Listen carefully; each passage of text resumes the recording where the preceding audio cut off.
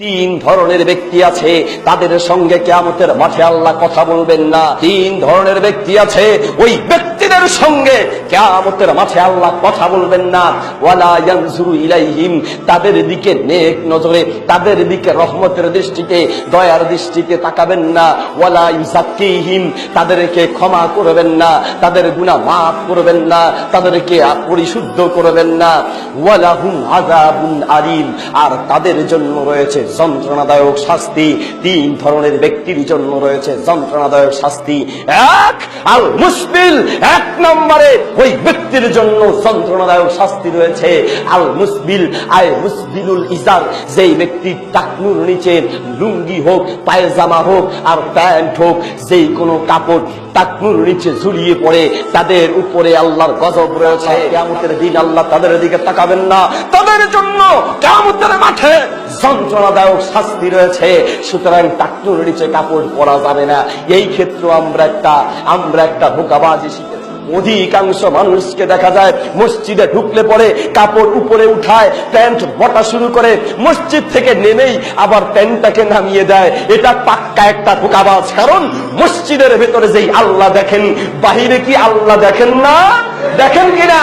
ও ধোঁকাবাজ, কাকে ধোঁকা দাও? শোনো, পৃথিবীর মানুষকে ধোঁকা দেওয়া যায়। আল্লাহ বলেন ইউখাদিউনাল্লাহ, এই পৃথিবীতে কিছু মানুষ আছে মানুষকে ধোঁকা দিতে দিতে আল্লাহকে পর্যন্ত ধোঁকা দিতে চায়। এই পৃথিবীতে কিছু মানুষ আছে মানুষকে ধোঁকা দিতে দিতে শেষ পর্যন্ত আল্লাহর সঙ্গে ধোঁকাবাজি করছে।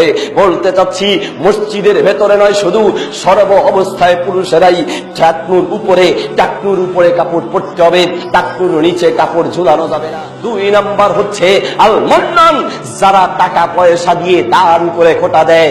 বিদেশ পাঠিয়েছে, বলল তোর আব্বারে আমি বিদেশ পাঠাইছিলাম, নাইলে তো তোরা ভাতে মূর্তি, তোরা না খেয়ে মূর্তি, তোদেরকে তো পয়সাওয়ালা আমার দাদায় বানাইছে, আমার দাদায় থাকার জায়গায় করে দিয়েছে।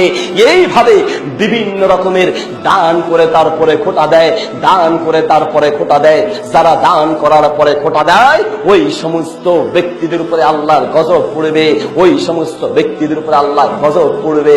শুনুন, তিন নম্বরে হচ্ছে আল মুনাফিকু সিবআতাহু বিল হালিফিল কাযিবি, মিথ্যা কসম করছে, মিথ্যা কসম করে সম্পদ বিক্রি করছে, জিনিস বিক্রি করছে, মাছ বিক্রি করছে, তরকারি বিক্রি করছে, দোকানদারি করছে, সে মিথ্যা কসম করছে। আল্লাহর কসম এটা এত টাকায় কিনেছি, আসলে ওই টাকায় কিনে নাই। আল্লাহর কসম জিনিসটা এক নাম্বার, আসলে জিনিসটা দুই নাম্বার। আল্লাহর কসম জিনিসটা জাপানি, অথচ জিনিসটা চায়নার। এইরকম মিথ্যা যারা কসম করে, তাদের উপরে আল্লাহর গজব পড়বে। বলতে চাচ্ছি, কসম করতে হবে, সত্য ব্যাপারে কসম করতে হবে, আর কসম করার ক্ষেত্রে শুধুমাত্র আল্লাহর নামেই কসম করতে হবে।